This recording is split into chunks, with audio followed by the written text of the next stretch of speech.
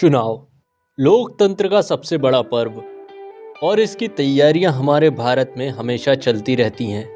आज़ादी के बाद से देश में कई बार चुनाव हो चुके हैं। जाहिर है इसके चलते संसाधनों और प्रशासनिक मशीनरी पर काफ़ी दबाव रहता है।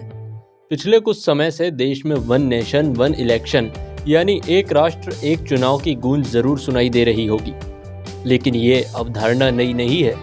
कुछ विशेषज्ञों का कहना है कि ये प्रक्रिया हमारे संविधान जितनी ही पुरानी है। हाल ही में एक राष्ट्र एक चुनाव के प्रस्ताव को केंद्रीय मंत्रिमंडल की मंजूरी मिल गई है। इसका उद्देश्य लोकसभा और विधानसभा चुनाव एक साथ कराना है, ताकि यह सुनिश्चित किया जा सके कि चुनावों में होने वाले वित्तीय खर्च को कम किया जा सके। तो चलिए आज हम वन नेशन वन इलेक्शन का कॉन्सेप्ट समझते हैं, साथ ही जानेंगे इससे कितना फायदा या नुकसान होगा। भारत में एक राष्ट्र एक चुनाव का मतलब है कि संसद के निचले सदन लोकसभा चुनाव के साथ साथ राज्य विधानसभा चुनाव भी कराए जाएं। इसके साथ ही स्थानीय निकायों यानी नगर निगम, नगर पालिका, नगर पंचायत और ग्राम पंचायतों के चुनाव भी कराए जाएं। इसके पीछे विचार यह है कि ये चुनाव एक ही दिन या तय समय सीमा के भीतर कराए जा सकें। प्रधानमंत्री नरेंद्र मोदी कई सालों से राज्य विधानसभा चुनाव को लोकसभा चुनाव के साथ कराने पर जोर देते रहे।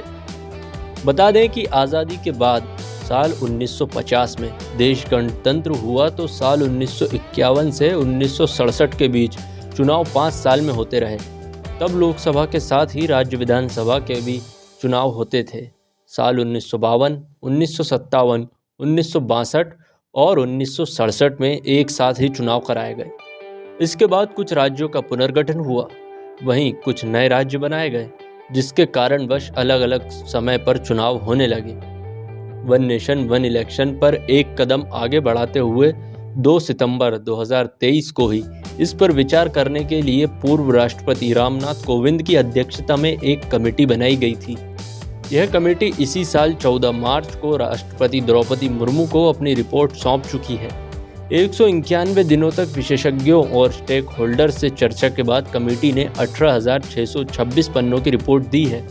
इसमें सभी राज्यों की विधानसभाओं का कार्यकाल बढ़ाकर 2029 तक करने का सुझाव दिया गया है। सरकार का कहना है, एक देश एक चुनाव का सबसे बड़ा फायदा यह है कि चुनाव का खर्च घट जाएगा। अलग अलग चुनाव कराने पर हर बार भारी भरकम राशि खर्च होती है। बार बार चुनाव होने से प्रशासन और सुरक्षा बलों पर बोझ पड़ता है, क्योंकि उन्हें हर बार चुनाव ड्यूटी करनी पड़ती है। एक बार में चुनाव निपट जाने पर केंद्र और राज्य सरकारें कामकाज पर फोकस कर सकेंगी, साथ ही विकास के कामों पर ध्यान दे सकेंगी। इसके साथ ही एक ही दिन चुनाव होने से वोटरों की संख्या भी बढ़ेगी। वन नेशन वन इलेक्शन व्यवस्था लागू करने में सबसे बड़ी चुनौती है संविधान और कानून में बदलाव। एक देश एक चुनाव के लिए संविधान में संशोधन करना होगा। इसके बाद इसे राज्य विधानसभाओं के पास कराना होगा। वैसे तो लोकसभा और राज्य विधानसभाओं का कार्यकाल 5 साल का होता है, पर इन्हें पहले ही भंग किया जा सकता है। ऐसे में सरकार के सामने सबसे बड़ी चुनौती होगी कि अगर लोकसभा या किसी भी राज्य की विधानसभा भंग होती है तो एक देश एक चुनाव का क्रम कैसे बनाए रखें। अपने देश में ईवीएम और वीवीपैट से चुनाव होते हैं, जिनकी संख्या सीमित है। लोकसभा और विधानसभा के चुनाव अलग अलग होने से इनकी संख्या पूरी पड़ जाती है। एक साथ लोकसभा और विधानसभाओं के चुनाव होंगे तो अधिक मशीनों की जरूरत पड़ेगी। वहीं एक साथ चुनाव के लिए ज्यादा प्रशासनिक अफसरों और सुरक्षा बलों की जरूरत को पूरा करना भी एक बड़ी चुनौती बनकर सामने आएगी। खैर, इस सवाल का जवाब हमें आने वाले समय में ही मिलेगा। क्या देश में वन नेशन वन इलेक्शन लागू होगा, ये तो समय आने पर ही पता चलेगा। इस पर आपका क्या मानना है, हमें कमेंट करके ज़रूर बताएं।